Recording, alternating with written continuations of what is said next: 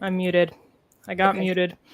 I think we're live, although we might not be live on LinkedIn anymore because suddenly it just said it would not go live on LinkedIn. So I was like, all right, well, that's fine. I think we had a little bit of a mess up with the LinkedIn thing. But hello, everyone. I'm Ellie, a developer advocate at Pieces, and we are here with Micha. So Micha, do you want to kind of say hi for a second, and then we'll kind of explain what is even going on here? Because the title is "Learning Pieces for Developers" some places, and then on my Twitch it's like AI and education with Micha. So we'll get into what's going on here. What Go is ahead, even Micha. going on? I don't know either. We'll find out what's going on. Well, it's Friday. I know that's going on, and I'm really happy to be here with Ellie. My name's Micha Rodriguez, and I'm the bootcamp lead at Scrimba. Yeah, I met Ellie earlier this year, and we've been chatting a lot this summer. I've really enjoyed staying in touch. Yeah, I know. We met at that conference. What was it, like 6 months ago, 8 months ago now? Yeah, I Six think months about ago. six. It was the end of January. It feels like Yeah. forever, though. I know, and you were actually one of the only people that actually recognized me at that conference. I guess we were friends on LinkedIn or something because everybody didn't know who I was because I had the cartoon character at the time for my Twitter PFP, and then You I know what think it you came was up to me. actually? I don't think I knew you before. So Oh, really? I didn't even know your cartoon avatar existed. Um Oh, I saw you like on Sunday or whatever. It was like the pre-conference thing. And you'd gone up to Danny Thompson and Clark and some other people and were just like, "Hi, I'm Ellie." And I was just like, from a distance, I was like, "Oh my God, she just introduced herself to like celebrities." I was yeah. so I think I saw them, and I was like, oh my god, I'm gonna go talk to these people. You went for it, yeah. And so then Yeah. we were in a talk together the next day and I saw you after and I was like, I'm gonna say hi to her. She seems Okay. cool. Okay, yeah, because my perspective on that was that you recognized me from Twitter, and I was like, "How does she know me?" and and No, and oh no, that's what it was because you're like, "Hi, I'm Ellie." And I was like, "That's Ellie." oh, okay, because Yeah, I was so confused but we had I think we followed each other on Twitter before that too, though, but we just maybe didn't so, yeah. recognize each other. Yeah, because Yeah. there was a couple people that like I think I said hi to, and then I realized like, oh, I actually know this person, but I don't remember them, so I have to pretend like I know them because I'm not trying to offend everybody that I meet that I forget. So I was like, I know this person. When you The came up to me, I conference was like, is oh yeah, the conference hello. is so funny because like before that point, like all except for like maybe one person, I only knew by like an avatar or maybe I'd met them in a Zoom conference, but never in person. And so it was really a trip to see people, that I'm used to seeing like this big on my screen, like I in real know. life. So yeah, so many like name to like actual people moments. Yeah, it was crazy. I felt that way too. And Roxy just said that you were the first person that she met at that as well. So Me that too. is so cool. Roxy's so cool. We ended up meeting. I think we met at that, but we didn't hang out that much. And then we met again at Render, and then we ended up hanging out like the whole time. So it was really cool to see that because you could Awesome. meet someone one time and then you're just like, okay, I met this person, and you kind of like have an impression of meeting them and everything. And Yeah. then you meet them again, and it just solidifies that relationship. And you, I think you don't know who you're really going to become friends with until you meet someone a couple times or talk to them a couple times. So I Yeah. thought that was really, really cool. And I'm so excited to go to that Same. next week Yeah. because it like the same thing will happen. I'll meet so many people, and I get to meet the people from Pieces. I know Rosie's gonna be there. I don't know who else is Oh, gonna be there, but I'm super excited because I'll actually get to meet them in real life. awesome. You'll have to Yeah, introduce me. That's exciting. yeah, I definitely will. Yeah, it'll be exciting. And I see some more people are here. Hello. Yeah, hello everyone. And in typical gym fashion, because we are streaming to the Pieces YouTube right now, where's everyone located right now? Where are you from? Feel free to drop in the comments below where you are right now or where you were from originally. I'm in Florida right now. I'm from Florida, born in Florida, raised in Florida. What about you, Mika? I'm in Austin, Texas, so just one time zone away from you. Been in Texas all my life. It's hot here. It's summertime. Yeah. I bet it's hot. I know it wasn't that hot when we were there during that. I think it was it's like No, winter, right? Austin is the place to winter because it's very mild. Yeah, yeah. Florida during winter is actually okay. That's the Yeah, best time to go to a theme park and stuff. If you want to go to Universal or Disney or something, yeah. winter is the time to go. But right now it's terrible. Yeah, Amitesh says he's from Mars. I mean, Okay. good for you, Never met Amitesh. anybody from Mars. Are you going You to should make it to tell. that conference, Amitesh? Right? Are you gonna come on your spaceship to that conference? You should tell Elon how you got there. Maybe you can further our technology over here on Earth. And Yeah. then Sophia's from Pluto. Amazing. And then we got Emma, Berlin. Yay. Oh, you were at the We Are Devs conference. How was that? I'm getting FOMO. I see a lot of people are at that conference right now, and I'm like, oh my god, I'm so jealous. I Isn't know. Francesco there? And a bunch of people. Graham, I saw Graham. Is that the same conference? I don't know. Men are from Mars, right? Okay, that is true. That is true. You do have a Mars ticket? Okay. I don't know whether to believe you, but I hope you do because that would be really, really cool. I want to get in on that if you do have a ticket to go to Mars. But anyway, we're gonna get started. I see Elder's here too. Hey Elder. Hey Valeria. Um, so basically me and Micha, we had a coffee chat, I think 2 weeks ago, and we decided to do a little collab here. And we just wanted to talk about AI and education. I work at Pieces. Micha works at Scrimba. If you guys don't know, Scrimba is basically a platform where you can learn how to code, but it's super interactive and it has these videos. I'll screen share one of the courses later, just to show you guys what I mean, but it's really, really cool. I'm sure we'll hear more about that in a second. And yeah, as you guys know, probably Pieces is an AI tool you can use. There's a desktop app, there's a Copilot, there's a lot of things I'm going to show you as well later on in this stream. So that will probably make things clear. But basically, if you've been in my streams before, they're kind of chaos, right? We answer a lot of weird questions. Thank heavens, but is not here. So some of the chaos is reduced because we have our troll, our like a primary troller is not here right now. So it shouldn't be too chaotic. But if you have any questions while we're talking, definitely feel free to drop them in the chat and we will get to them. If they're really random questions, about soup or drinking coffee or whatever it is, we will get to them at the end of the stream. We're going to have a random question section. So we're going to try to stay on topic. And yeah, pretty much we're going to be talking about like when you should be using AI to learn how to code or when you shouldn't be using it. How can it hurt you? How can it help you? I'd love to know from Micha about her experiences with boot camp students. Like I don't know if they ever talk about using AI and it helping them or it not helping them. I'm really curious about that. So that's sort of the gist of what we're going to be talking about, just AI learning to code. And yeah, so I'd love to kind of get into it. Micha, if you want to introduce yourself, what do you do? You're boot camp lead at Scrimba. I see it there, but I don't know if everyone knows what Scrimba is and what that means. So I'd Yeah. love for you to introduce yourself. Yeah. Yeah. So for anybody who doesn't know, Scrimba is an online learning platform that is really interactive, like Ellie said, and I'm excited, to kind of look at a screencast and how it works. So I've been with Scrimba working in one capacity or another for the past couple of years. I'm actually formerly a Scrimba student. I continue to be a Scrimba student. Like I haven't stopped learning. I won't stop learning. So it's a great platform for me. It really helped me to kind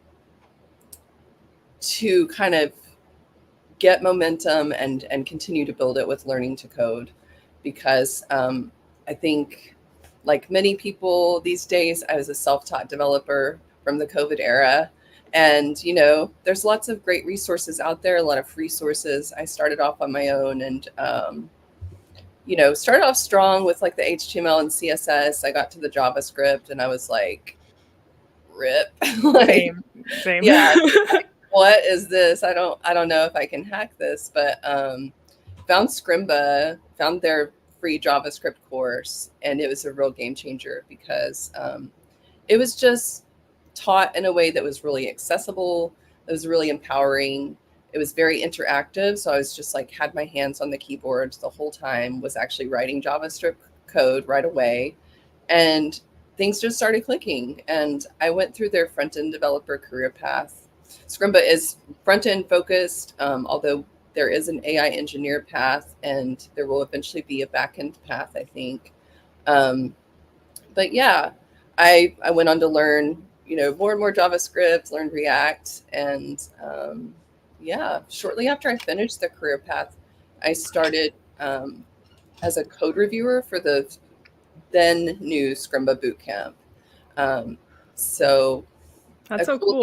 a cool thing about Scrimba is like you can actually record your own screencasts. I don't know if you've ever played with that. I haven't tried that, but I wanted to ask you about that because I'm really curious, have you done that? And can you see other people's, can they make them public? How does that work? If you make them public, and then they probably have to share the link with you. It's like Scrimba is moving to like version 2. So the platform is like kind of still coming together, like the new version of Scrimba. Right. I saw it looks completely different. Yeah. The old one is super cute and light mode. I don't even think there was a dark mode with all these little doodle pictures and stuff. And now the new one is dark mode and it's really modern looking. It looks completely different. When I opened it, I thought I was on some scam site. I literally thought I was on the wrong site. I thought somebody had copied Scrimba and made their own website. Right. It is very different. We're in our goth phase, I like to say. Right. That's how it feels. Yeah, but there's a lot of like added functionality and capabilities for Scrimba, like to continue building courses with this new version. So we're still kind of like growing into that. And actually, if I'm speaking about the recording feature, it's still coming together with version 2. You can still access version 1 of Scrimba if you go to v1.scrimba.com, and there you can easily record screencasts. So you can make one from scratch to like explain a concept. And as a code reviewer, what I would do is I would fork somebody's scrim and actually record a live code review on top of that. So that was a really great experience for me to kind of give back to the Scrimba community and get more practice talking about code. And yeah, I just continued to work with the bootcamp, and now, just to kind of fast forward, I'm the bootcamp lead and have been for the past year. And I love the Scrimba community. I love being a mentor and helping other people find their way in tech. That's awesome. And back to what you said about JavaScript kind of being confusing. And then Sophia asked this question when you said that, why is JavaScript always the breaking point? I had the same experience. I was doing the free code camp responsive web design thing, and I was like, oh yeah, I'm so good at coding. And that's how I felt. It literally felt so good. I'm proud of myself. And then I get to their to be fair, they have a new one. It's really actually good. I would have probably been a JavaScript master if I had just done that, but they didn't have that, the new one. They had an old one, which was sort of leet code-esque. It's not leet code, but that's how it felt to me. It was not the same, and got really difficult. It was easy, and then suddenly learning curve, it was crazy. That's what I did. So right, I think a lot of people did that, and then they're like, oh man, I suck at JavaScript. That's how you feel, because you just get to this point and you're like, what is going on? Have no idea. And then I went to Scrimba as well. I found Scrimba somewhere, have no idea where, and I was like, oh, this is good. This makes sense. So I took the whole JavaScript course on Scrimba, and that helped so much because I was just so lost for a while. And I think, why is it the breaking point? In my opinion, I think it's because, for me, I did this course, HTML, CSS, and then suddenly the whole format changed, and it would just really confuse me, the format change, I think if you had a cohesive course where the format didn't change that much and they slowly integrated JavaScript into the course, sort of similar to the new free code camp JavaScript course, then it wouldn't be so alarming, maybe. I think it would be a little bit easier to get used to. But a lot of the times, you know, when you go from HTML, CSS to JavaScript, it's just like, whoa, what is this? And I think I it didn't even confuses know people. that HTML and JavaScript were connected, you know, like Right. from those courses, like suddenly HTML was out of the picture and it was just like data That's how structures I and felt too. algorithms. And it was just Yeah. really abstracted and hard. And I like the challenge of it. Like I like solving algorithms and stuff, but they did get really tough. And also I'm a really visual person. So the HTML and CSS part was like, you could see your changes in the editor and you were building stuff that you could see, whereas you weren't doing that with JavaScript. So yeah, it was just a different beast for me. Yeah, I think the visual part is definitely part of it. I think kind of separating it from HTML and CSS is another aspect, because that's why I like the Scrimba course. It's all together. You know, you can work on. I think as far as I remember, they let you do some CSS stuff in the JavaScript course too, Yeah. and they're like, you know, change it up, do whatever you want. You can practice your HTML and CSS here too. So it sort of is combined still. It's not Yeah. like, here, this is the app, and now we're just going to add JavaScript to it. And I think the free code camp one is similar. I remember I tried the new one. I haven't finished it, but it's, you know, you actually write HTML and stuff, I'm pretty sure, in the Yeah, that's so new cool. one. I hope so. Yeah. And then Robot Roxy is here. Yeah, they are so helpful. And I love that you can actually play around with the code. I think that makes it more visual, because then you can actually see what you're doing and see if what you do breaks breaks whatever you're doing. So hey, Anthony, and then Chavez said Scrimba's the best. Hey, learner. Hey, Emma. Yeah. The leap into JavaScript is hard. And I think for me, kind of transitioning into the topic that we're talking about today, I was very confused, okay? Because I didn't know about Scrimba at first. So I was in this period of time where I was just trying to do the free code camp JavaScript algorithms course. And I'm like, what? You know, and around that time, I think is when ChatGPT sort of came out, or people started using it, is when I got into JavaScript. So I would like copy it and be like, what is the answer? You know, I don't understand. Yeah. And I think I just started relying so much on ChatGPT that it confused me even more and more and more. And some of the questions I could answer, but then some of them I couldn't. And then I just got in this whole a pit, you know, when you skip too much and then you don't know the fundamentals. So that's when I was like, man, this is terrible. And I guess around that time when I was feeling terrible about JavaScript is when somehow somebody was posting about Scrimba, and then I kind of migrated there, and it was way better. And I didn't use ChatGPT during that process of, because the courses are pretty, you know, they give you what you need, if that makes sense. Yeah. Well, Yeah. that's interesting to know. Yeah. You didn't feel like you needed to use ChatGPT with that format. You kind of had it all there. Awesome. I think there's a way where you can kind of over rely on ChatGPT if the content that you're learning is too difficult. Do you know what I mean? Like if something you go from here to here and there's no in between, and then you're trying to get an explanation from somewhere, whether it's online or, you know, ChatGPT. Before, maybe you would Google it and look at Stack Overflow, or maybe you would just look at the free code camp answers. There's like I did that before. And I mean, I think that, you know, it's not necessarily all a bad thing. It just kind of depends on like the kind of person you are a little bit. I don't know how I'm trying to say this, but like for me, I might look at the answer, but I'm not just satisfied with like, okay, I answered this and I'm moving on. I'm like, okay, but why is that the answer? And I want to investigate that, you know, like I want to understand why I'm giving an answer. And, you know, hopefully other students do that, like inquire, like, okay, why is this the answer? Like, how could I do this myself? You know, can I write it from scratch? Sorry, I've got like, I see a cat. Yeah, I saw a cat and I was like, oh my God. Yeah, that's Diablo. So so he likes to walk across my lap during streams. But yeah, I think if you are just taking the answers and, phoning it in like that, then you're not ever going to really learn how to solve those problems on your own. Right. But I think that is what happens with a lot of people. And it's the same thing as what is it? Tutorial hell or something? Tutorial That's hell. Yeah, that's I'm not a video person, so I don't like to watch tutorials very much, but okay. I think it's sort of the same concept when you are watching a tutorial and then you Yeah. follow it verbatim Yeah. and you make your app and then you're like, "Great, I made an app."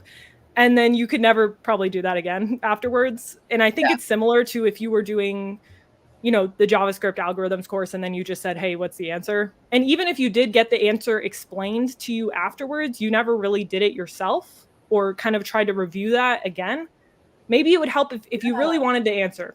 Okay, you could look at the answer, but then try to do it again a couple days later by yourself and see if you Yeah. still know the answer. But a lot of people don't do that. And I think that's the problem with the whole tutorial hell thing. And then also the over reliance on ChatGPT kind of answering your questions with Yeah.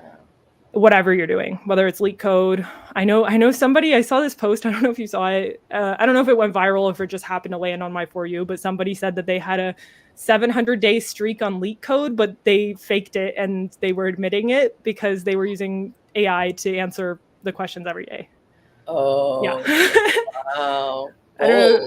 Bold. So people do that, it's a Yeah. thing, you kind of, I don't really know the logic behind doing that for 700 days, but Outing yourself is what's more yeah. perplexing to me. Right, right. I I've don't been know. cheating at this thing for 700 days. And then Chevey said, by the way, would love to know the main thought behind Scrimba because their courses are so different than the rest of the courses. They focus a lot on experiential learning. What do you think? Do you have an answer to that, Micha? Yeah, I mean, I'm not like I didn't create Scrimba, but I've been with the team for a long time and so know a bit about this. And I also noticed some questions about like what is tutorial hell. So I think these questions kind of go together. I think the idea of Scrimba is to learn by doing, because a lot of people who are learning to code on their own, maybe they are watching um, tutorials on YouTube, and it's like you're following along. It's like I understand what's going on. Yeah, yeah, yeah. And maybe if you're building along with it, but then you try to do something on your own, build something from scratch, and you're like, don't even know. You just feel overwhelmed and don't know where to start. Um, Right. and I think the way that Scrimba is set up, especially now, the curriculum is pretty. What am I trying to say? It's pretty consistent all the way through. Where each of the lessons, the teacher is talking like in a screencast, so it's like you're watching a YouTube, but it's like YouTube and VS Code had a baby, because it's Right. like there's an actual code editor right there that you can work in and pause at any time to play with the code, change the code. And the teachers will actually, explain something and then they'll say, okay, pause and try this challenge. They'll give you a coding challenge where you are supposed to finish the code and make it work. And Yeah. you can pause and do that. And then they say, come back whenever you're done and I'll walk through it with you. And so I think that's I think it's a really cool way to teach. And like I said, it felt really empowering to like write the code myself. Or like maybe you see the teacher write it one way and you're like, well, could I do it this other way? And you pause and try it. So it's just like I think it just is really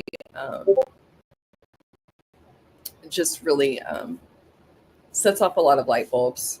And it's the way that the lessons are set up is like you're coding the whole time and you'll like be building it's also project based, so you'll be kind of building a project like throughout a section or a module. And then if you have a pro subscription, there are solo projects that you can build where they'll have a Figma file and like a list of requirements, and you do build it from scratch.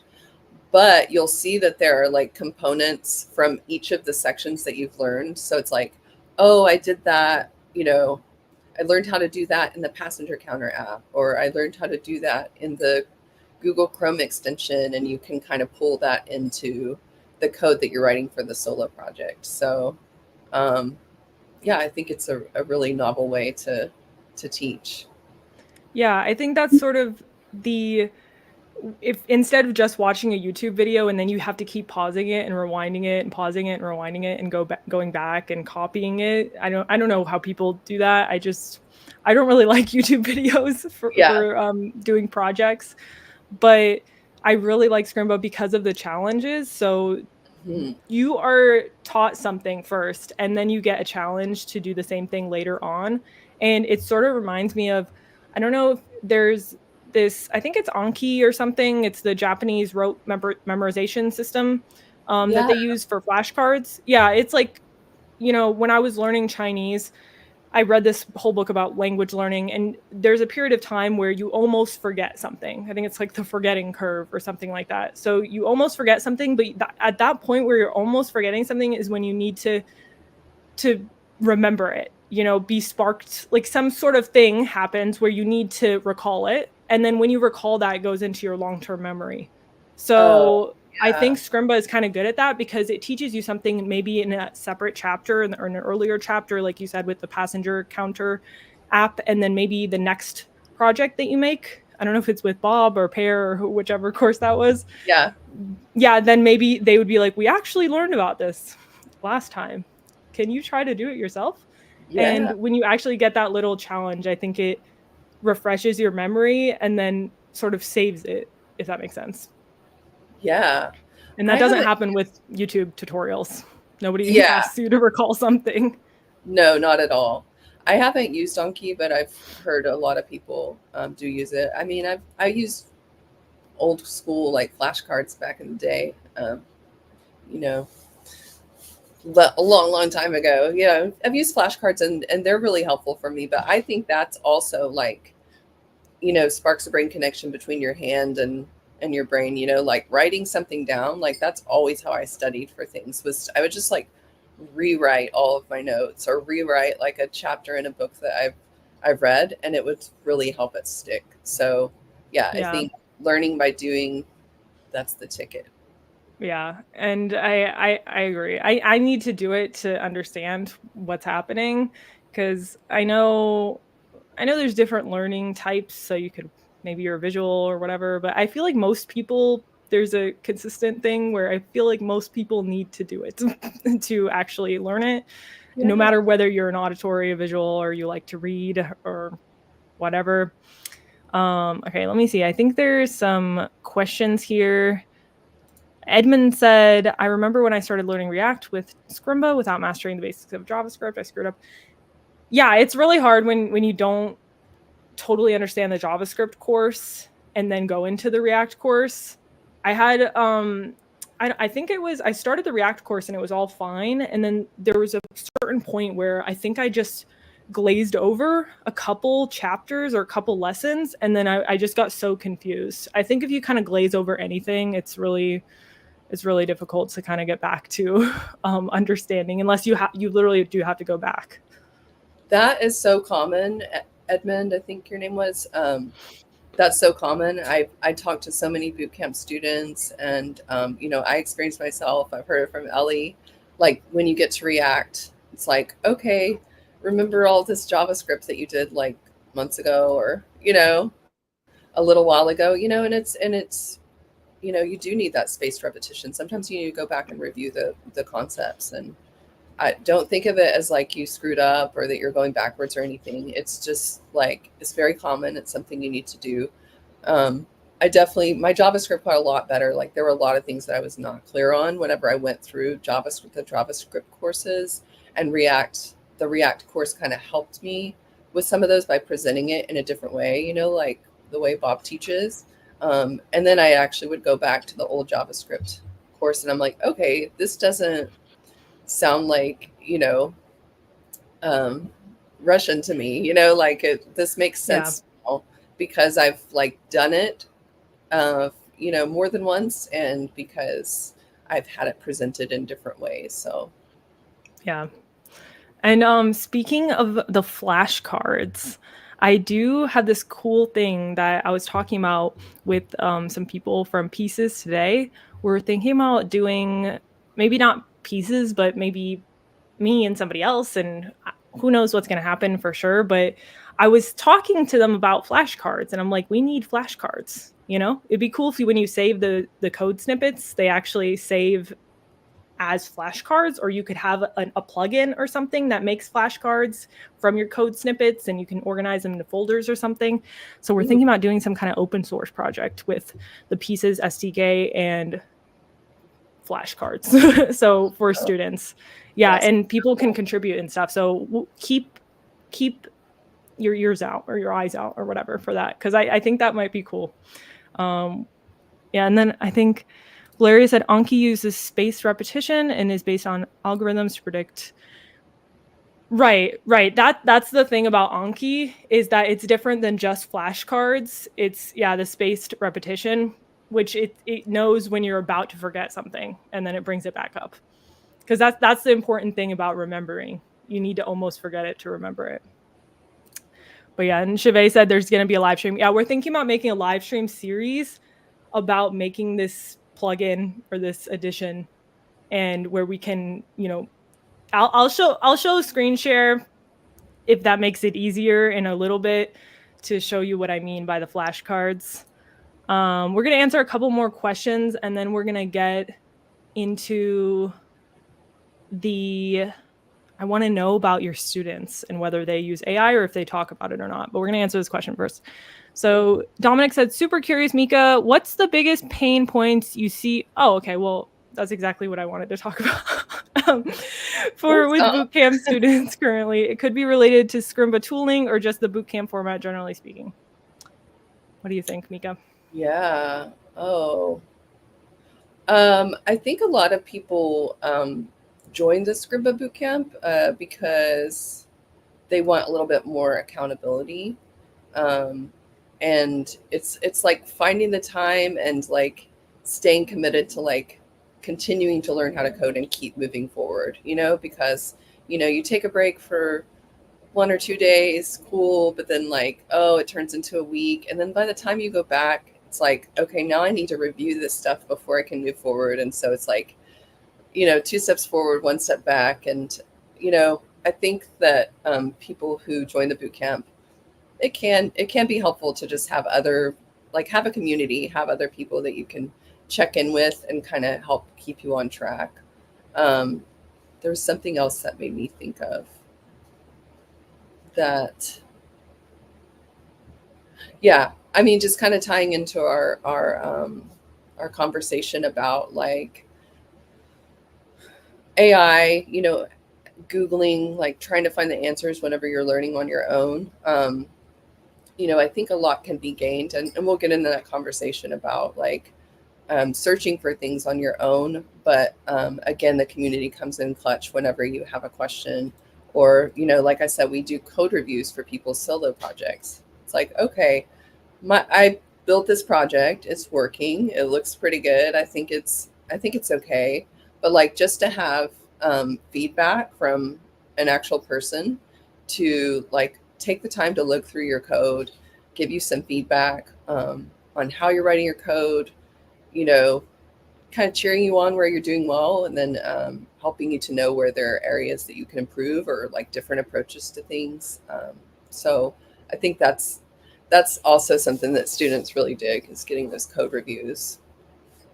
Yeah, I think that would be a really cool thing too. I saw the Scrimba bootcamp existed, but I never actually signed up for it or anything. But I think that would be very encouraging to be working alongside other people. Sort of reminds me of 100 Days of Code. I know during when I was doing the Scrimba course, there was a couple other people who happened to start the same Scrimba course at the same time. And we were all doing 100 Days of Code. And it was really encouraging to kind of see other people's projects. They were the same sort of projects, like the blackjack game. I remember seeing someone's, and there was a couple different games or little projects, and we would share them on Twitter and then kind of change them a little bit. And so it would be cool to see each other's games. I think on the sort of the dark side of that is you can kind of start to compare yourself to other people's progress. Like, why am I not learning as fast as that person? Yeah. Or maybe because you want to keep up with other people, you just skip stuff. I don't know. I think that happens too. And then people get really confused because if you skip things, it's really bad. And And also, I just sent a link in there.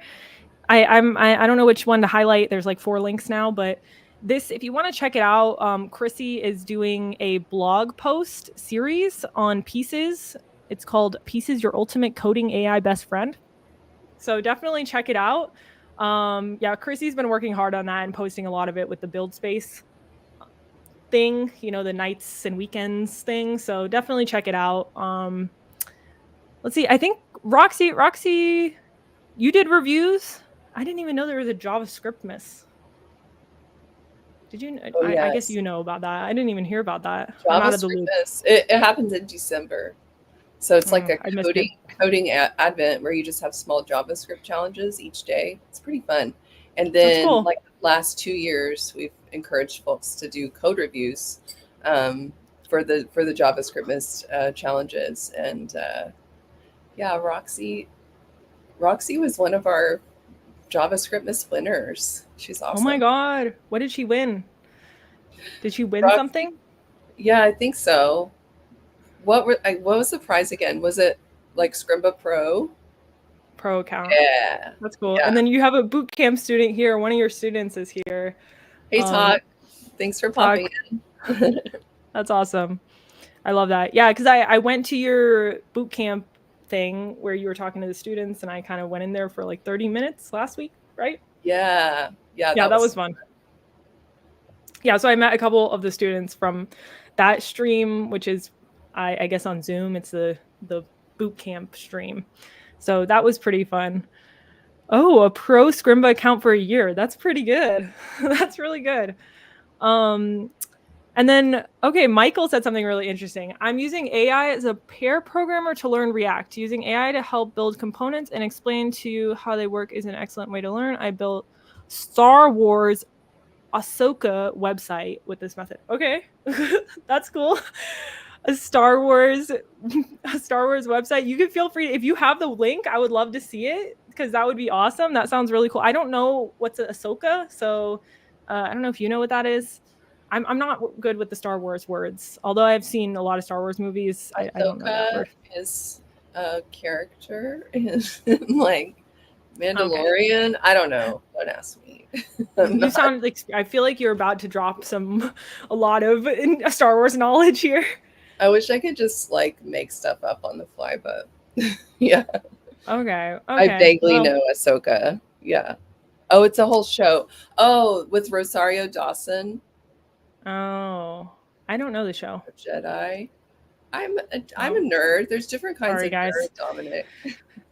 I know. I'm not a Star Wars nerd. I love Harry Potter, anime, Avatar: The Last Airbender. I'm not a Star Wars person, I think, but yeah, if you guys were interested in the flashcards or any other project, you could check out this link.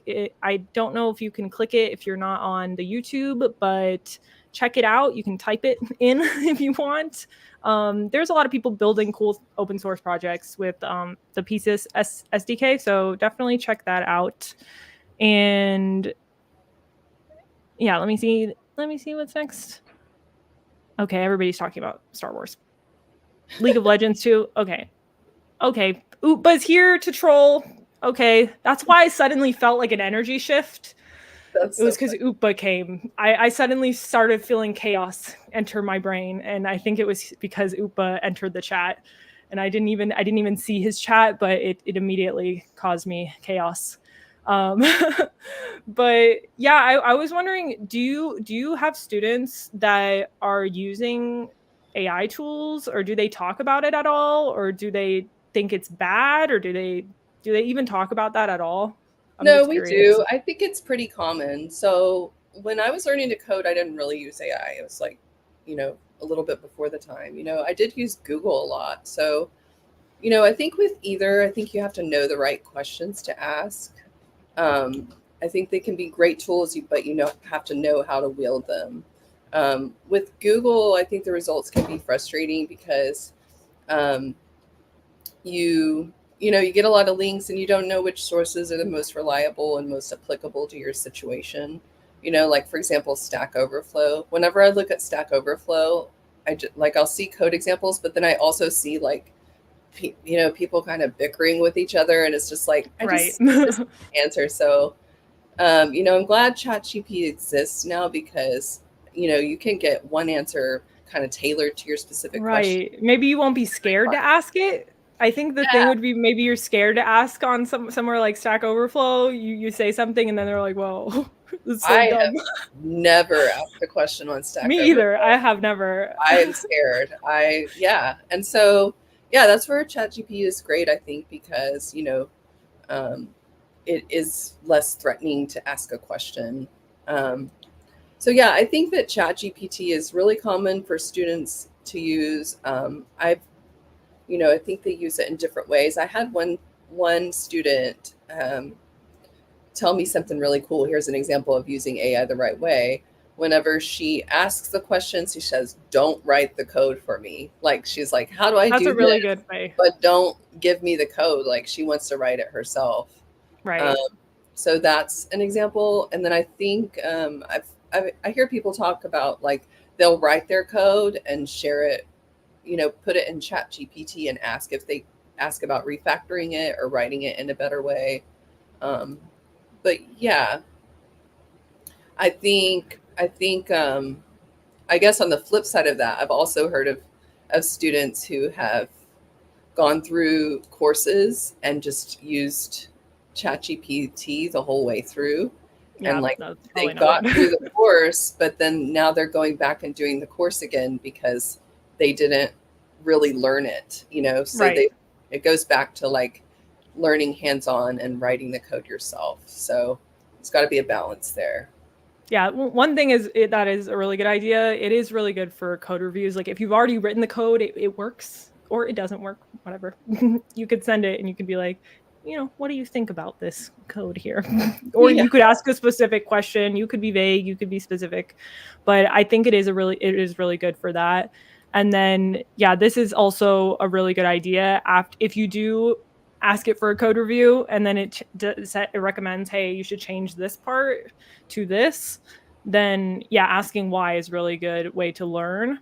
And it may not always be right. Like I think that is also true. The refactored code might not be better, to be honest. So if you do have someone that knows how to code better than you, it's probably Yeah. good to ask some real humans as well. If it's important or if it's just like your side project, then you probably don't need to ask every single question to your friend, but you Yeah. could.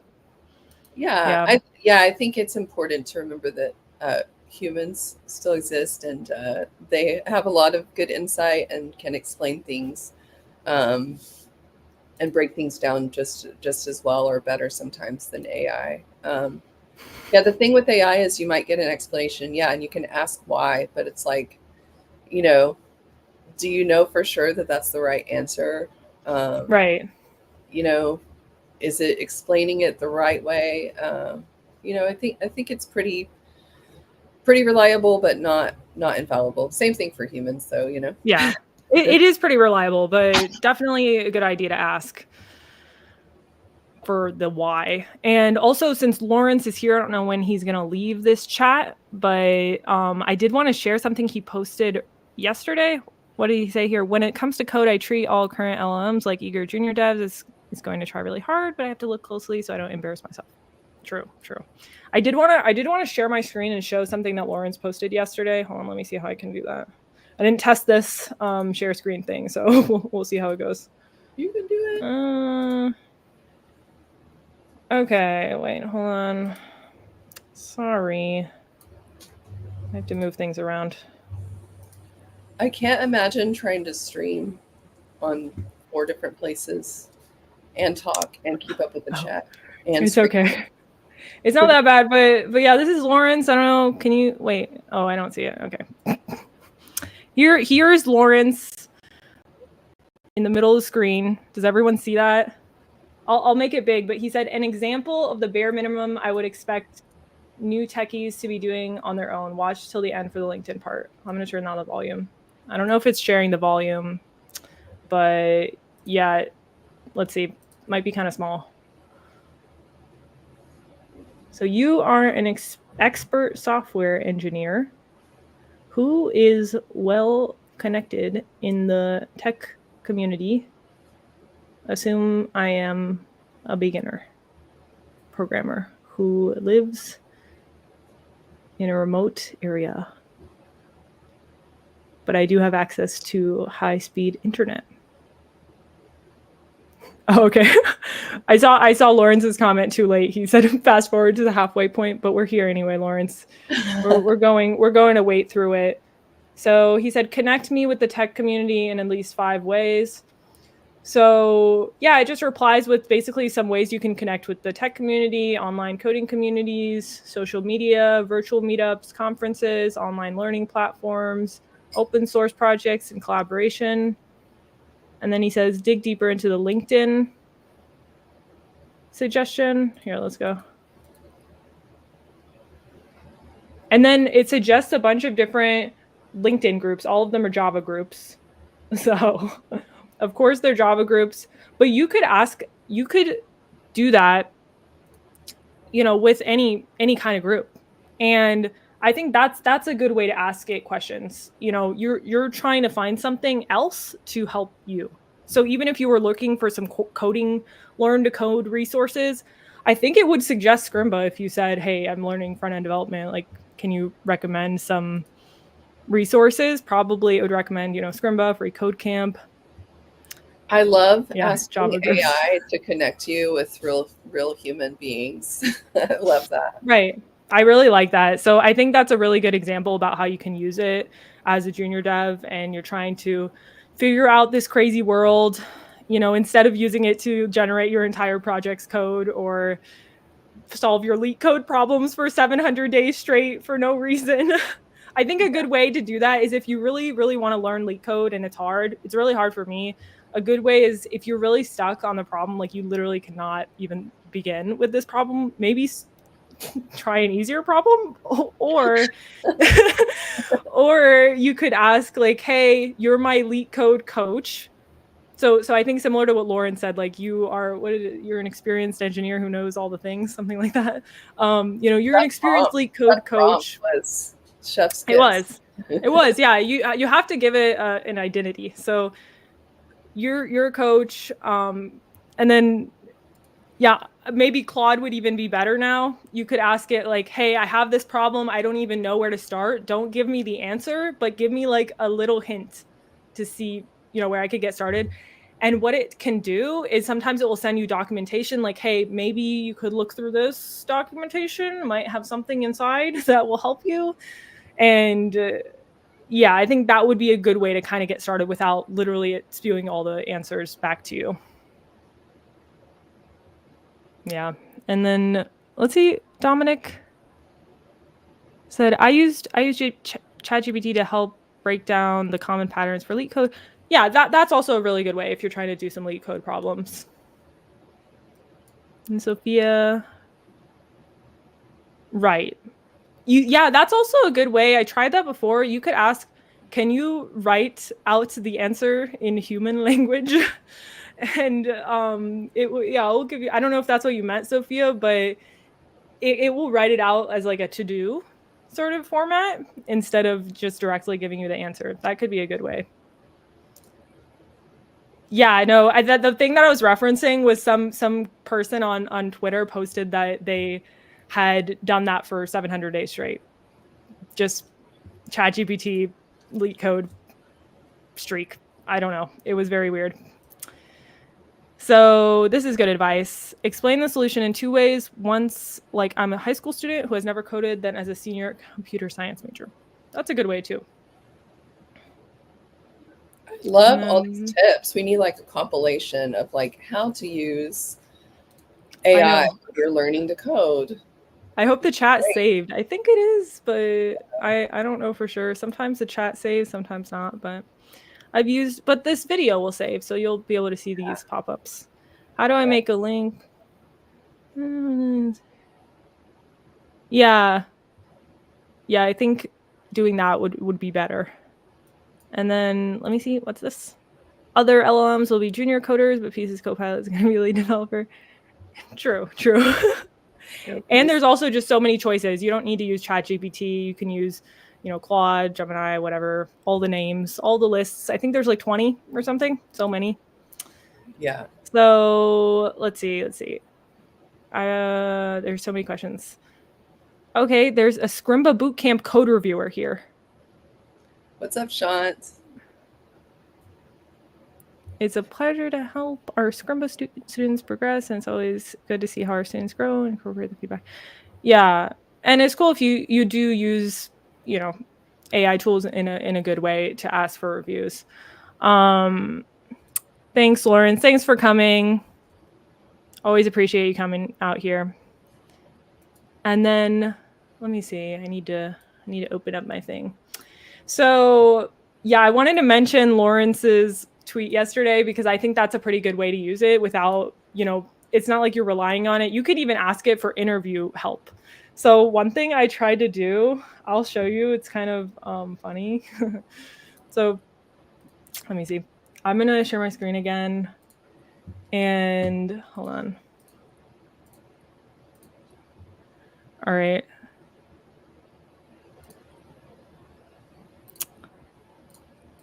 I might just continue sharing it now just to make it easier. So I have Pieces desktop here, and I'm going to turn the live context on. I'm going to ask it. So similar to what Lawrence was doing, it's more of with collaboration community. I want to do a behavioral interview. So I think that would be a good way to kind of prep if you're trying to find a job, you're a junior dev, and you don't have a lot of experience with behavioral interviews. You could practice with ChatGPT. You could practice with anything. We can change it. We're using GPT. Let me see. What are we going to use? Google. What do you want to use? Claude? Everyone loves Claude, I guess, in the chat. So I might switch to Claude. Wait, what's going on, Ellie? So you're using Pieces? Yes, I have Pieces desktop open right now. Okay. So I'm going to ask it a question. We're going to do a pseudo fake whatever behavioral interview, and I'm going to answer terribly. I'm going to be like the worst interviewer or the interviewee ever, and we're going to see what kind of feedback it gives us. And yeah, basically you can click down here. Is this big enough? Is this really small? I'm doing okay, and I'm visually impaired, so I can't speak for everybody, but representing the 4-eyed people. Okay, hopefully this is okay. I don't remember how to make it bigger. Let me see. Oh, zoom in. Oh, I can just do that actually. Okay, well. Hopefully it's not huge now. Okay, it might be a little bit bigger now. I don't know. It looks the same to me, but all right, we're going to use Claude because I think everybody likes Claude now. Oops. So you can choose, like, are those like check marks where you can choose one or more? Yeah, you can choose whichever you want. So you can use, GPT-4, 4.0. You can use your own API key. You can use Gemini. You can use Claude. Claude is new. I think they added that a couple days ago. And then Palm. I've never used Palm. I don't know what that is, but Bison. I don't know. Maybe Bison is cool. I'm not really sure what that does. But yeah.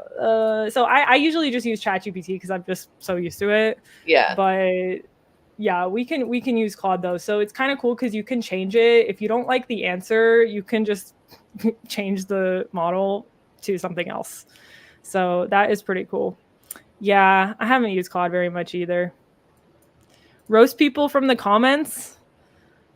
I don't want to roast people, Amitesh. I'm not going to roast people. Maybe I will, but look, Leon is here. Woo. That's cool. Hey. And then, oh yeah, Upa has been telling me that he has been using Pieces a lot lately and he really likes it. So I'm excited to see what Upa, he has some feedback. So we'll see. We'll see what his feedback is. Hey, so exciting. Were you a 100 devs person, Micha? I don't know. No, I have the 100 devs FOMO. I had started learning to code with Scrimba before I learned about 100 devs, but I connected with a lot of people on Twitter that were 100 devs. And yeah, so I'm like I'm glad you'll forgive us, Roxy.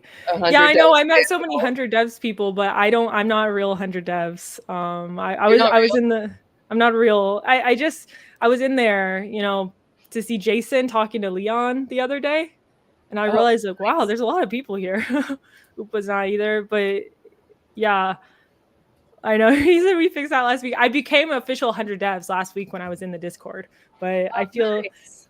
I'm okay. But anyway, I wanted to do this thing, so we're gonna see. If I imagine I am trying to get my first job and I am really bad at behavioral interviews. You could literally be like, "Hey, you are interviewing me for a developer position. This is, oops, don't mind my typos. This is the first interview, and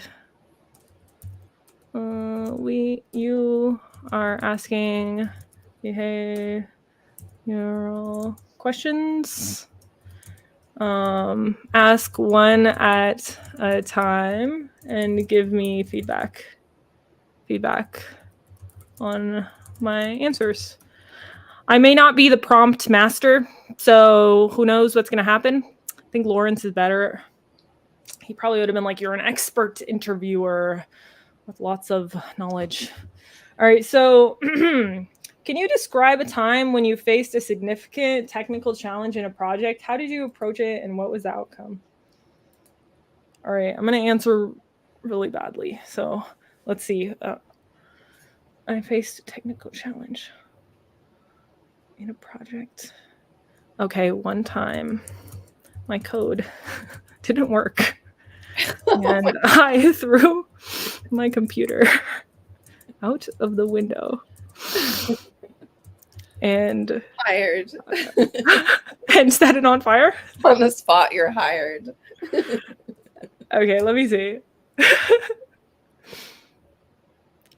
Are you scoring us on these interview? Okay, let's see what it says.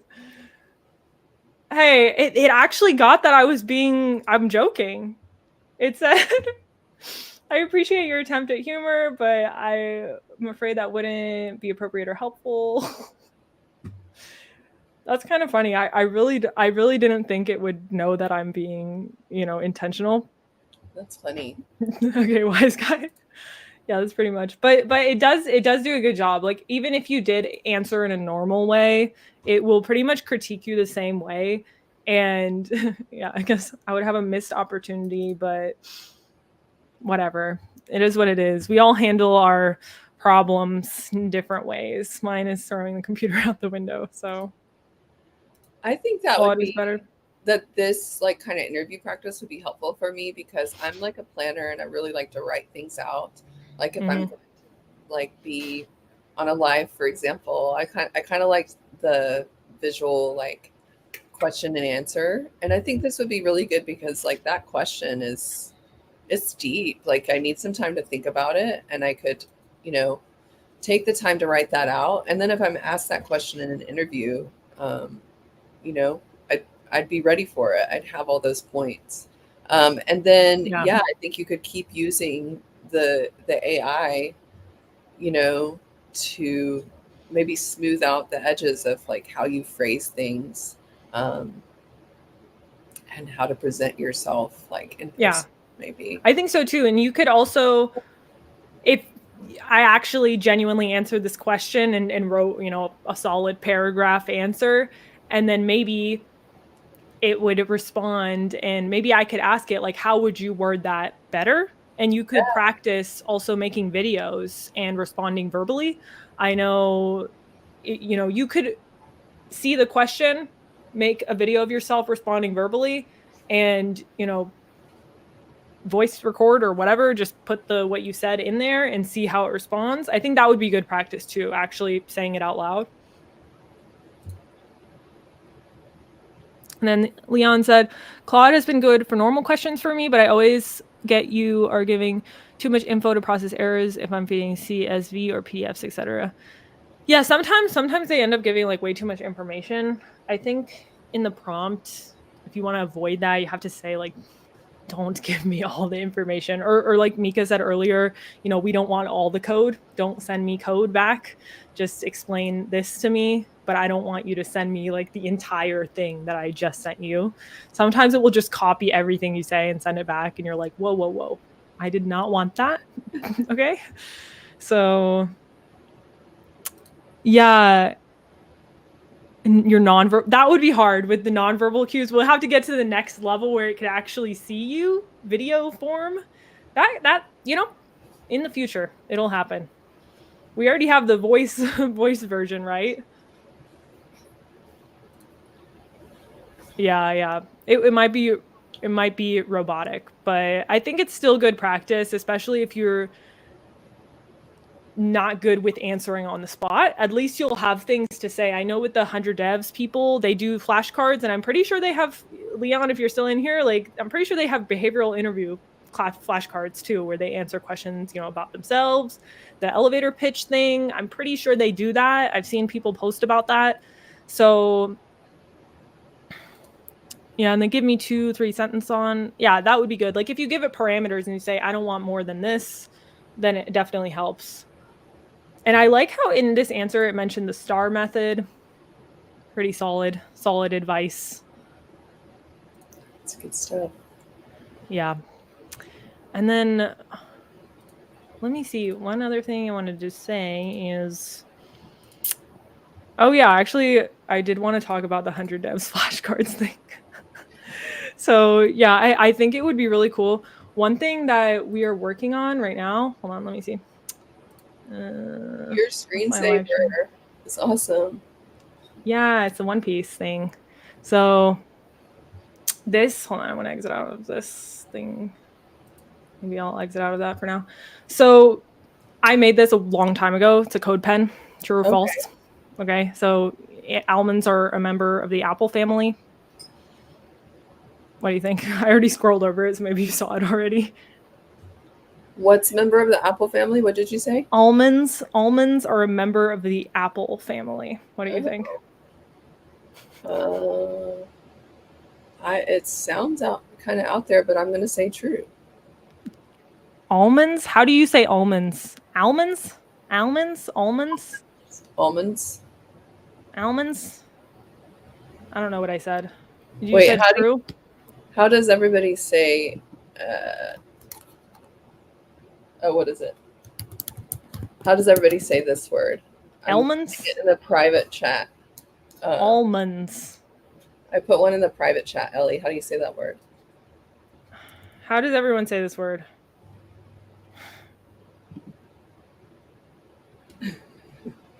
Someone says almonds. Yeah, I think I say pecan. Oh. Pecan? Okay. Is it pecan or pecan? I say pecan. I say pecan. Pecan. I think I say pecan, but now it sounds really bad. Pecan? Peckin? Oh my God. All right, well, I'll just tell you guys, almonds are not a member of the apple family. And cheetahs don't roar. It's true. Cat has 32 muscles in its ear. True. Kangaroos can't walk backwards. True. All right. I told you all the answers. The whole reason I brought this up is because in CodePen, I've kind of noticed this is you can, wait, let me see. What do I want? Let's pretend I really want to save this for some reason. Maybe I'll save this inside hover thing. So I can click this and I can actually click pieces, save, and it's saved. Oh. So let me see. I'm going to open it up here. Hold on.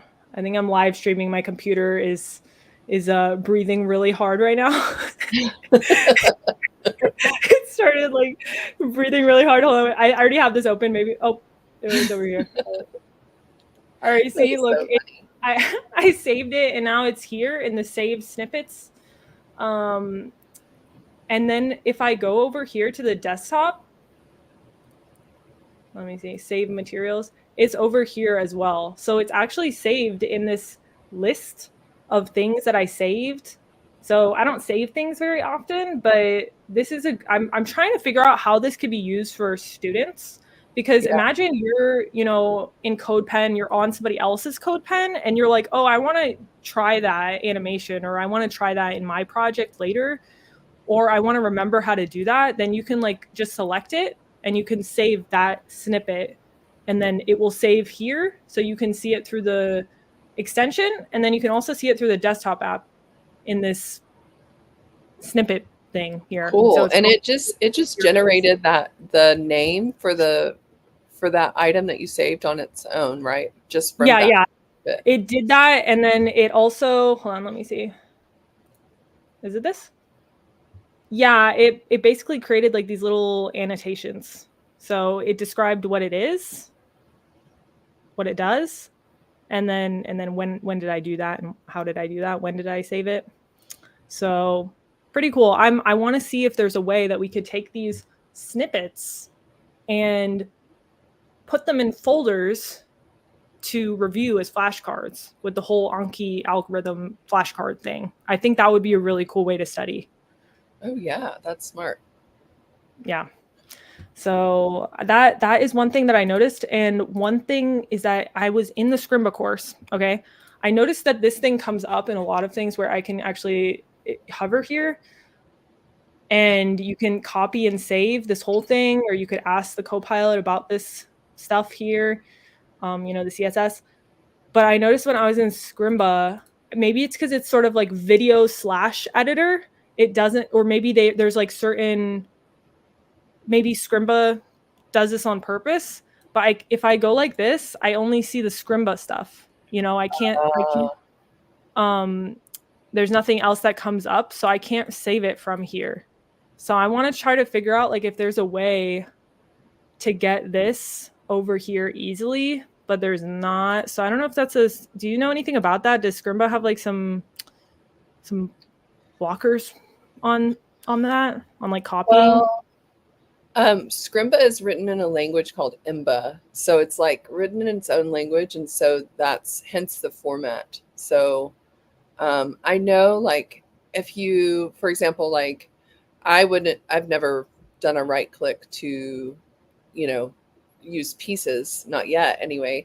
But, like if I'm going to inspect the page, if I want to see what's going on in the console or something like that with Scrimba, I would have to right click in the top kind of header section. Just like, yeah. But I don't know with the version 2 if you can even do that. But with V1, that's what I would have to do. Like if I wanted to inspect the page. Oh. Well, can we look at go to v1.scrimba.com in another tab maybe? Or the same one? Yeah. Let me see. Oh yeah, what if can I just do this? Maybe. I'll delete this part though. Yeah. And so I didn't even know it still existed. Yeah. I wonder if you can. Oh, wait, I wonder if I could actually go back and just stay on the JavaScript course. Oh. Okay, well, it's okay, but I'm wondering if there's, I wonder if there's a way to, because it seems like I'm not able to get the information from the screen unless I just literally, copy and paste and then go to the desktop and put it in there.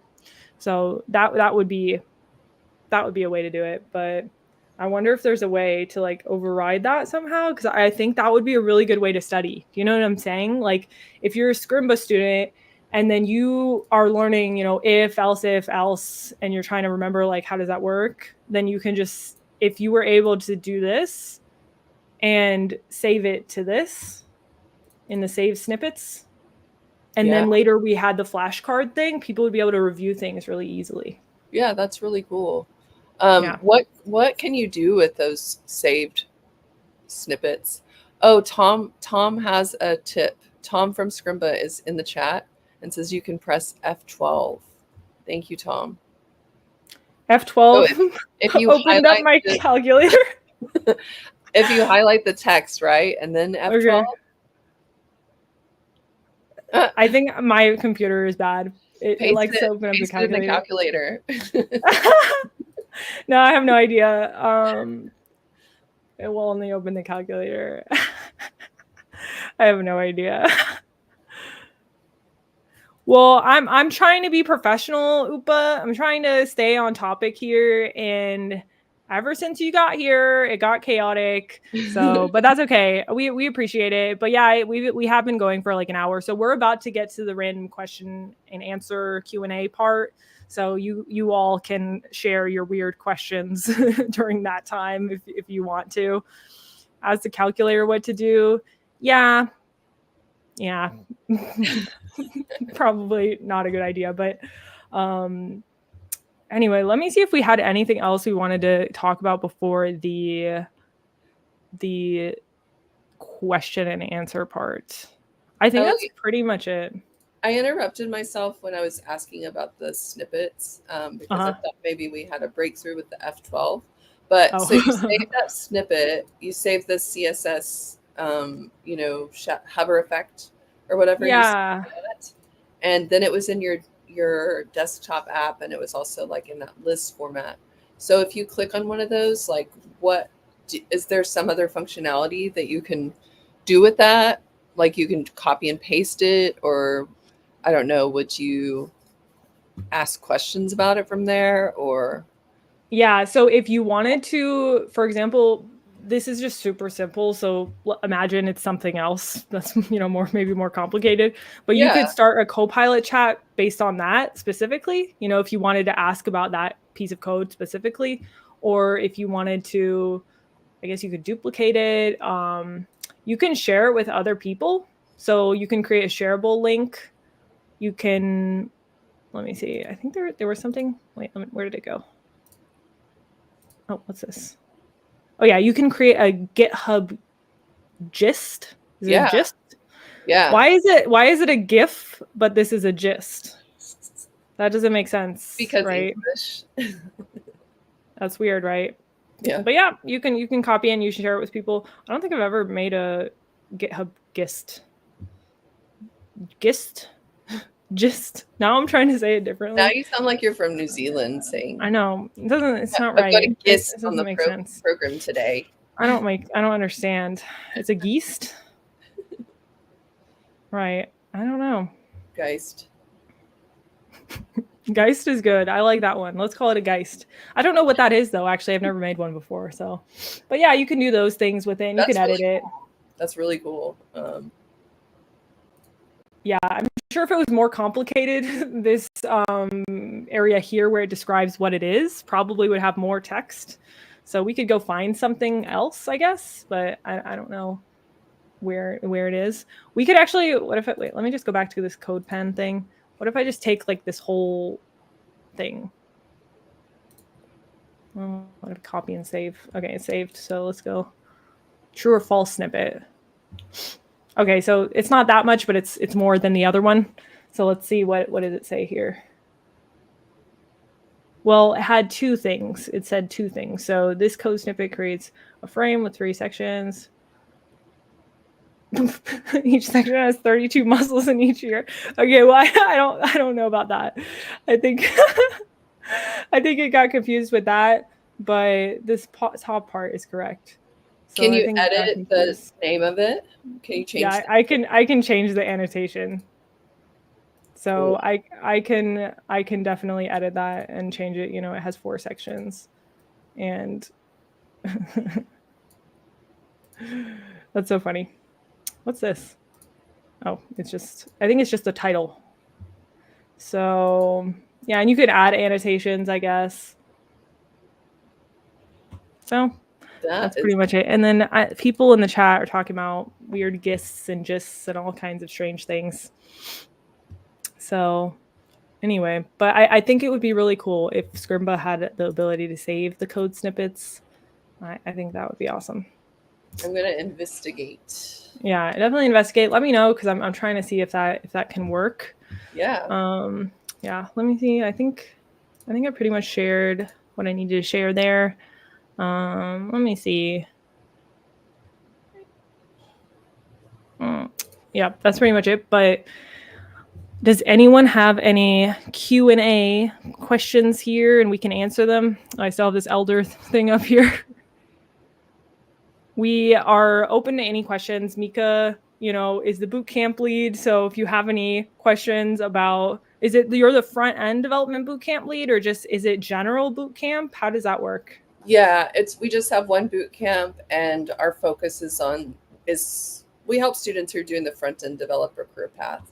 So Scrimba also has an AI engineering path, and we do have some support for that, but most people are doing the front end path. So yeah, with Scrimba, if you have a pro subscription, you have access to all the courses.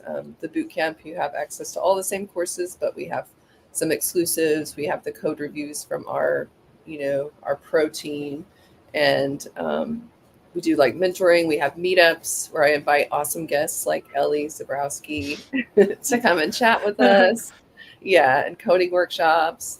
And there is supposed to be a backend developer pathway in the future. With this part of Scrimba version 2 is that we will have backend capabilities. So once V2 is like, kind of at a more stable format, they're going to start adding more courses. That's cool. I did notice this. I don't know if this was in V1 or not, but I just noticed it with the old version. Whenever we needed to use like API keys, you had to I think you just typed it in there, but now there's actually like a setting in Scrimba. You can add your API keys in there. So that's really cool. Like your secret, your own little area. You can use outside the course. Variables. Yeah. I think they added that in V1 too. I haven't actually done that on V2 yet, but that is important. All right. And we have this question here.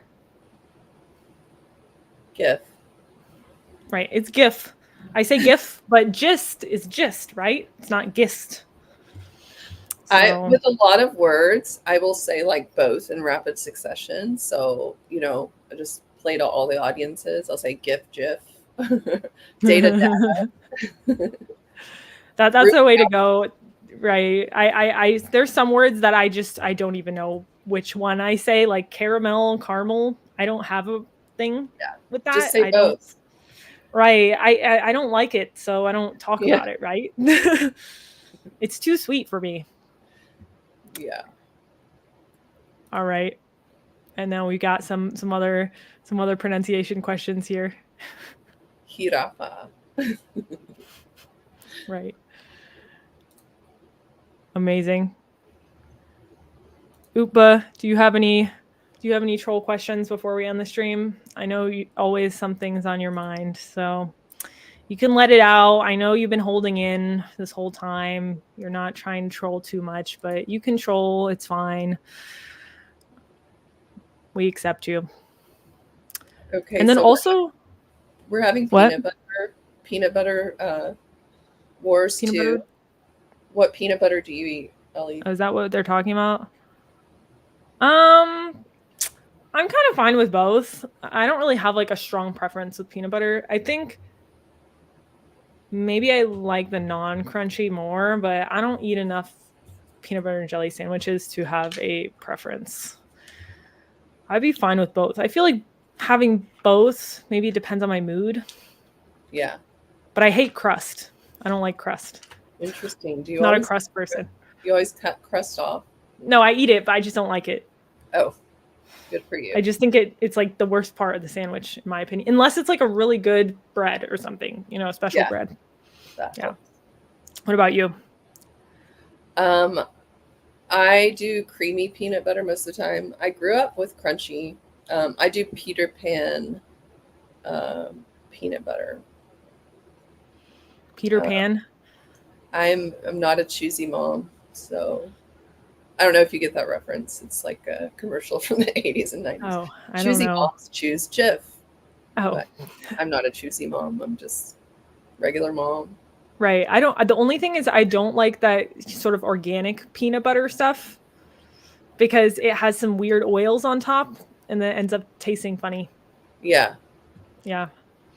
And then Leon said a thin layer of almond butter with honey on wheat bread. That sounds pretty good. Yes. With no crust. He said, I eat the crust first. Yeah, I do that sometimes. I sometimes go around, I eat the crust first. I just peel it off and eat it. And then I eat the best part. Is that bad? Are there any like crust fans in here that just love crust? You're supposed to mix it. I know you're supposed to mix it in, but I don't like to because then underneath the peanut butter is really hard, you know? So you have to go like this and it's just really hard. It just doesn't make any sense. The oil is there to lubricate your knife. Right. If I had a dog, I would give the crust to the dog.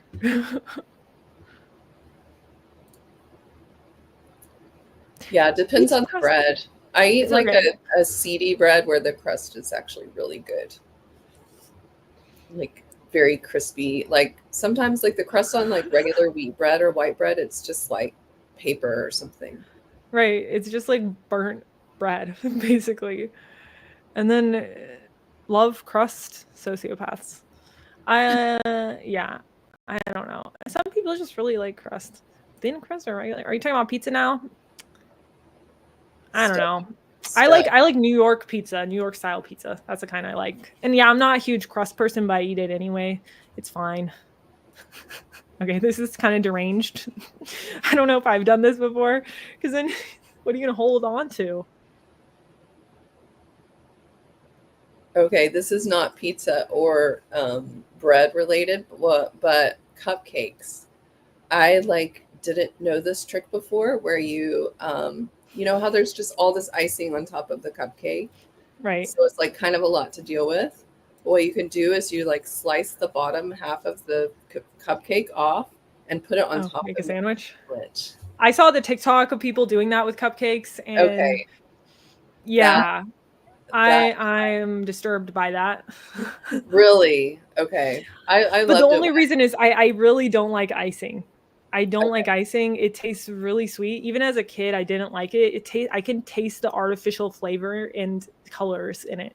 The only icing that I liked is chocolate icing because I feel like it doesn't have that chemical flavor. Yeah. And icing from, really, maybe they make it really well and it doesn't taste artificial. Yeah. But, if it's just like from Publix or a supermarket cupcake with the artificial coloring icing, I just can't. It tastes so artificial. It tastes terrible. Yeah, red velvet is good. Red velvet is good. Eat the bottom first to get it over with. Is that what you're talking about? Cupcakes? Eat the bottom first and just leave the icing. Just holding a ball of icing. That sounds terrible. My son, there will be like a big thing of icing on the top, and he'll just like eat all the icing first, and that actually disturbs me. Just like mowing down on. Right. I usually, if it's that kind of bad icing, I just wipe it off. I can't even eat it. Like, I am terrible. I just waste it. I can't eat it. And then, yeah, try the cupcake sandwich. I think it's like a TikTok trend. People made videos about it and stuff for a week, maybe. So you'll see. Floridian pizza. Who said it? Is it? Well, I feel like everywhere else besides New York is just, I don't know if Floridian pizza is a thing. Is it really? What is that? I think it's just not New York pizza. It's just pizza.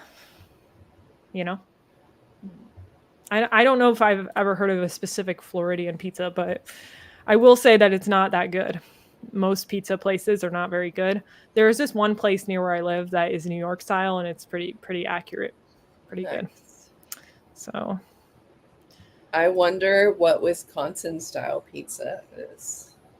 I don't know. I'm scared. But Wisconsin is the cheese state, right?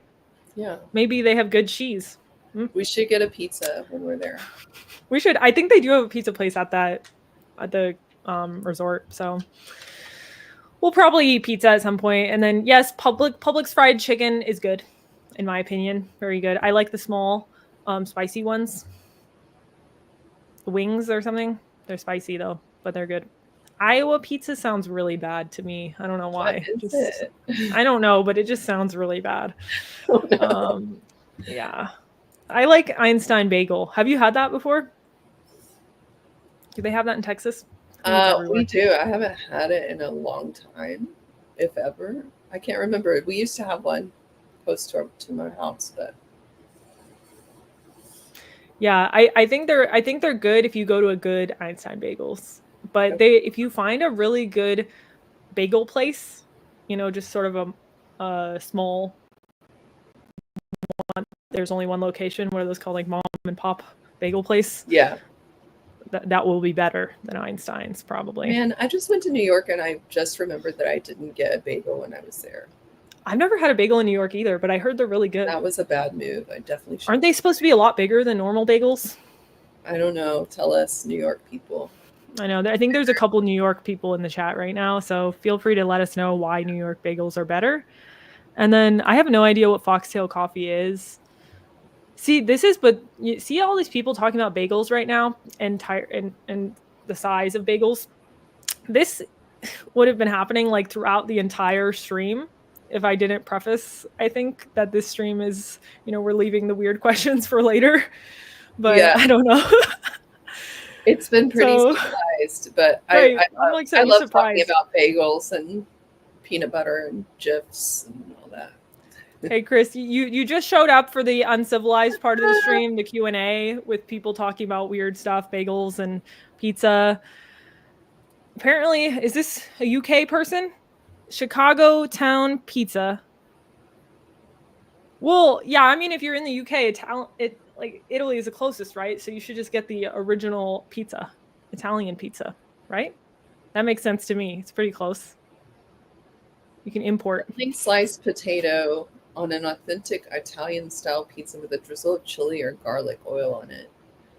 Does not sound like something I have eaten or... I haven't either. Sounds cool, though. I kind of want to try it now. The water makes them different? What's this about? I missed something. Was it about the potatoes? Because you said they're boiled, then they're baked. The bagels? Oh, the bagels? I bet. Did you say bagels or what's the other one? Like bagels? I think in Canada they say like bagel or something like that. So they say it a little different. Bagel. I don't think it's bagel. But I wish that people said it like that. I wish there was like one state that said bagel instead of bagel. That's how I'm saying it now. Okay. Yeah, I eat the crust on my bagel because the whole bagel is crust. So, of course, I do. I scoop out the bagel and just eat the dough. Right. Well, I heard that in California, you can actually get a scooped out bagel. That's a thing. And they put the cream cheese in the bagel crust. I mean, there's a lot of crust lovers there. Hey, Carmen. I would try it. My sister was talking about how bagels have too much bread, or like how everything has too much bread. I'm a bread person, so that was really like kind of a shocking family moment. Like, are you anti-bread? Right. It was weird. I don't think bagels have too much bread.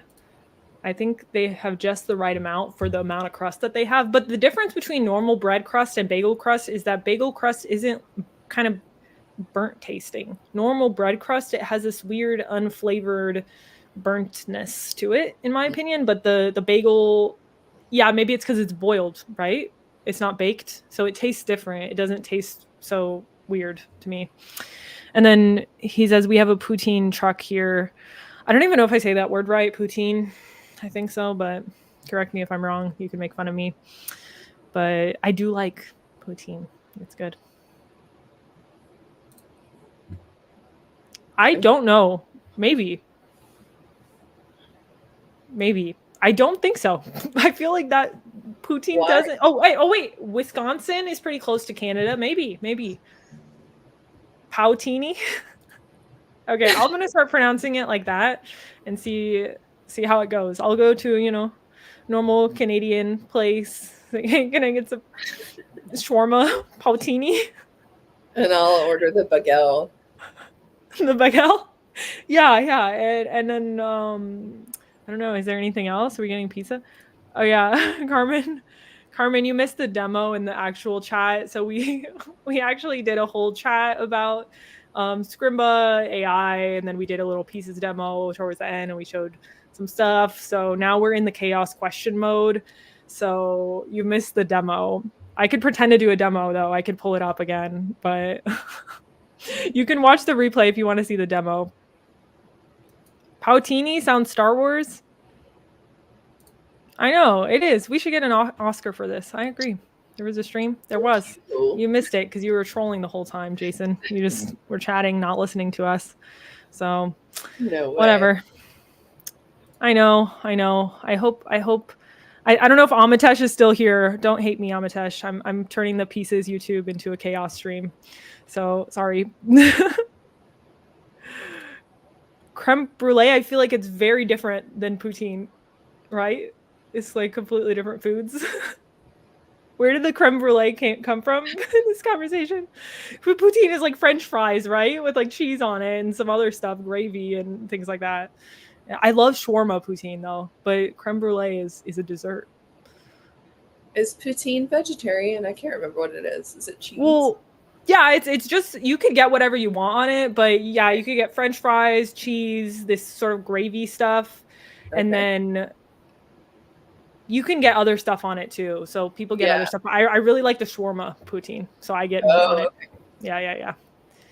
Okay. I would try it. I'm vegetarian though, so but you can try it. There's a lot of vegetarian ones. You could get like some vegetables on it, maybe. I don't know. Yeah, I'm getting so hungry. Oh my gosh. I know. It was terrible. I turned the stream into fries and gravy, and now we're making poutine at that conference. Oh yeah, it's cheese curds. Right. There's this place in Canada called Cheese Curds. I'm pretty sure that's the name of it, and they have poutine, but it's not that good.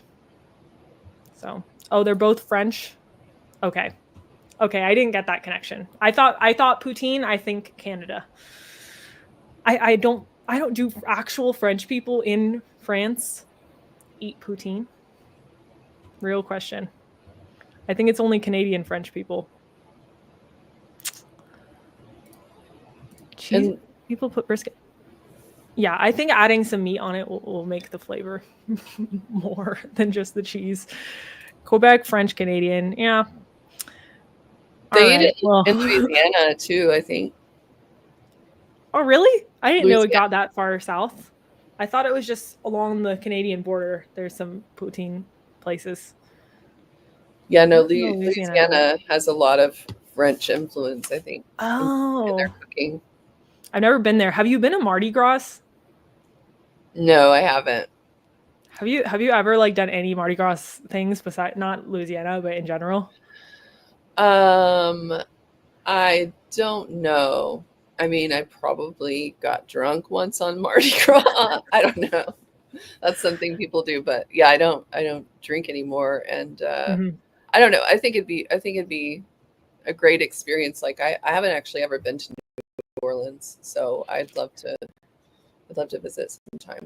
Yeah, I've never been there. I've seen pictures. Mardi Gras. It seems a little wild. Yeah, it seems really wild. I would just be scared. I feel like ever since the whole COVID thing started, now I'm like scared of getting sick. I'd never been scared of getting sick before. I'm going out and there's a bunch of people. I'm like, probably fine. But now I'm like, whoa, there's a lot of people here. Like, don't breathe on me. So I would be scared. That would be the thing I'd be scared of, is there's so many people that I wouldn't want to get sick. Yeah. But yeah. Yeah, COVID's going around a lot lately. Like, I don't want to get into it with a mixed crowd, but yeah, have known a lot of people getting it lately. So I'm definitely going to be masking up while I'm traveling to Wisconsin. Same. Try not to get sick.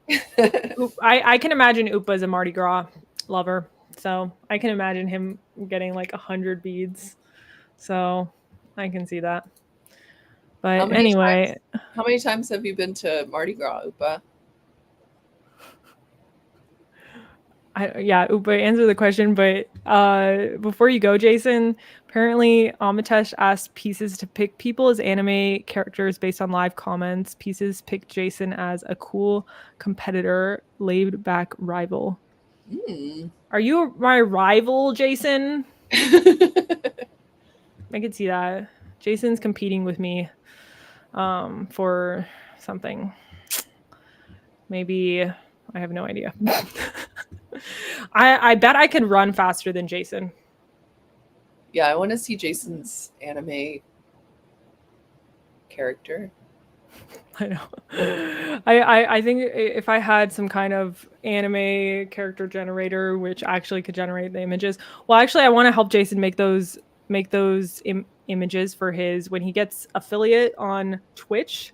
Oh, by the way, before we end the stream, we're gonna end soon. I know we've just been like blabbering on about weird stuff for the last 20 minutes, but I'm pretty sure this is the last stream that I need to become an affiliate. So after this, I might add some really cool sticker things or emotes, and then you guys can send them in the chat. So they will be cats. Yep. Nice. Congratulations. Yep. It'll be cool. I'm very excited. Yes, like this. And who knows, maybe somebody creepy will take pictures of my streams and get some really bad expressions that I make and then make them into these types of faces. So if you want to do that, you can do that. But I will, if they look really bad, I won't add them to my affiliate thing. But you could get some weird expressions like that or something. Yeah, and we can add them. It'll be funny. And I'm going to try to go watch. I couldn't find your old streams, Jason, because I was going to try to make some weird pictures of you for when you become affiliate, but I couldn't find them. So unfortunately, I don't know if you're not saving your VODs or if you've just not streamed in ages. I don't know which one it is. But anyway, purple cat is a must. I do have purple cats prepared, just so you know, Elder. There will be many purple cat emotes, and it'll be exciting. It'll be very cool. I'm going to make sure they're free for followers. You guys don't need to subscribe to me to get most of them. Maybe I'll put a few secret ones or something. I don't know. We'll see, but I'll have them for followers too. It'll be cool. Oh my God. Yes, purple cats. All right. Well, purple Terminator cat. Actually, that would be really cool. I'm going to ask, one of those AI generator things, Dolly or something. I'm going to be like, hey, make me a purple Terminator cat emote. We'll see what happens. It'll be cool. Maybe I'll try to draw it myself and it'll look really bad, but it'll add some spirit to it, you know? Okay. So fun. Yes, we can do that. All right. Well, anyway, Micha, we're going to end the stream soon. Thanks everyone for coming. Next time I stream, who knows, maybe I'll be an affiliate and you guys will have to watch ads. I know. It's terrible. I know. I'll figure out a way to not have the ads be annoying. Maybe in the middle of the stream, I'll just play them and then not say anything. Can I do that? And take a break or something? But we'll see how it goes. You're going to unfollow me now because there's going to be ads. No. Yeah, if they're annoying, I might just turn off affiliate because it's kind of annoying when I see ads. So I'm going to see if I can figure out how to not be annoying about that, but it will be cool to make like 5 cents a month. Right, if actually it's literally I'm making 5 cents a month, I'm just going to turn it off. All right. Anyway, Micha, do you have any final words? I just thank you for inviting me. This was so much fun. A great way to like kind of kick off the weekend. And yeah, I'm excited to use pieces and yeah, see if we can figure out how to save snippets from Scrimba too. Yeah, so I really want to lots of familiar folks in the chat. Yeah, and hope to see some of you in real life soon. Yeah, I'll try to not make ads happen. We'll see. I think I can turn it off somehow. We'll see. I don't want to annoy you guys, so I'm definitely going to figure that out. And yeah, thanks for coming, Amitesh. I forced Amitesh to be here just in case I needed him to send some links or something. I think he was sending links throughout the chat. So I appreciate you for coming. And don't unfollow me, Upa. I will make sure you don't have ads, maybe. Oh, yeah. I should just make all of my emotes Upa's face. That would be funny. That's what I'm going to do. Make Upa face emotes. All right. Thanks for coming, Valeria. And yeah, we definitely should figure out how to do the flashcard thing, or not the flashcard thing, but just the saving thing, I think. I don't know what it is, what's involved with that, but I think there should be a way to make that happen.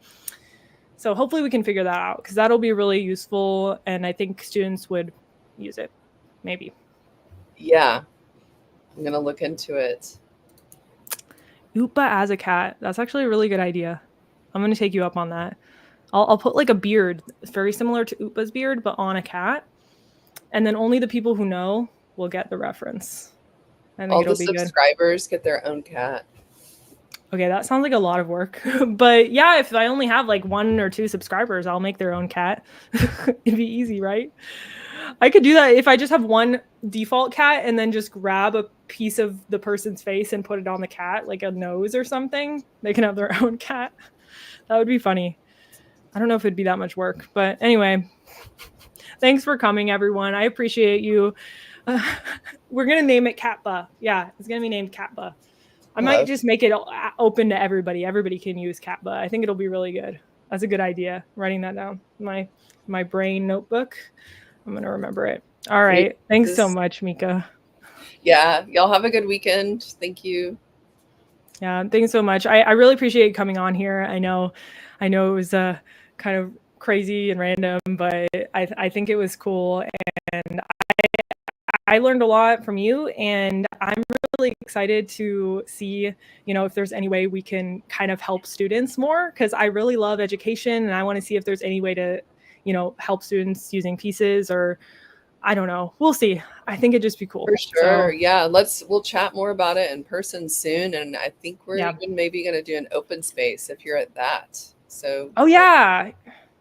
Yeah. Shout out to, I think there's actually 5+ people in the chat right now that are going to that. There's many people in the chat. So we are going to do that. We're going to host an open space about maybe AI in education, a similar topic, but we might come up with a new topic because we talked about it just now, but it would be maybe a similar conversation, but open to everybody and we can all talk about it. So yeah, if you're down to talk to us in person, we're going to do the open space at that conference. So okay, you can do that. All right. But anyway, see you later, everyone. Thank you so much, Micha. Ciao. Bye.